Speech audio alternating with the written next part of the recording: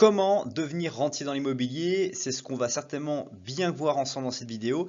Et si tu es ici, c'est que tu as des doutes, des incompréhensions et j'ai été dans ta manière d'être parce que on se pose la question de se dire mais comment c'est possible de pouvoir enchaîner l'acquisition d'emprunts bancaires sans être freiné par qui que ce soit? Quelle est l'astuce, quel est le truc à comprendre psychologiquement et physiquement pour pouvoir eh bien le faire? Donc il y a une seule manière de devenir rapidement rentier en immobilier, ça serait d'acheter plusieurs biens immobiliers sans apport en ayant recours à 100 voire 110% d'emprunt avec les frais de notaire. Et or, votre capacité d'endettement a des limites. En effet, vos mensualités de remboursement ne doivent pas dépasser 33% de vos revenus. Et c'est là justement où la stratégie pour devenir rentier, elle est extrêmement subtile. C'est que quand vous allez commencer au tout départ, imaginons que vous avez que 1000 euros de revenus.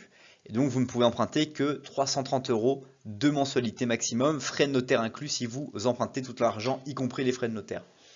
330 euros, ça veut dire que votre premier bien, il va falloir qu'il génère au moins 30% de plus que ces 330 euros, de façon à ce que les banques, certaines banques d'ailleurs, prennent en compte 90% des revenus en plus de votre loyer. Donc si on prend cet exemple-là des 330 euros de mensualité que vous aurez avec votre acquisition de biens immobiliers locatifs, eh bien, si vous avez un crédit remboursé de 330 euros pour acheter cet appartement, il vous faudrait peut-être 500 euros de revenus.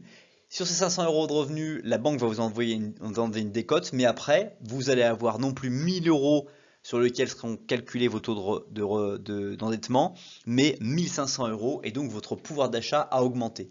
Et évidemment, il va falloir que vous suiviez très scrupuleusement vos revenus pour être sûr de pouvoir toujours avoir un taux d'endettement qui vous permette de pouvoir acheter des biens immobiliers et toujours être entre les 0 et 33% et toujours avoir une marge en fait de possibilités pour pouvoir générer d'autres acquisitions.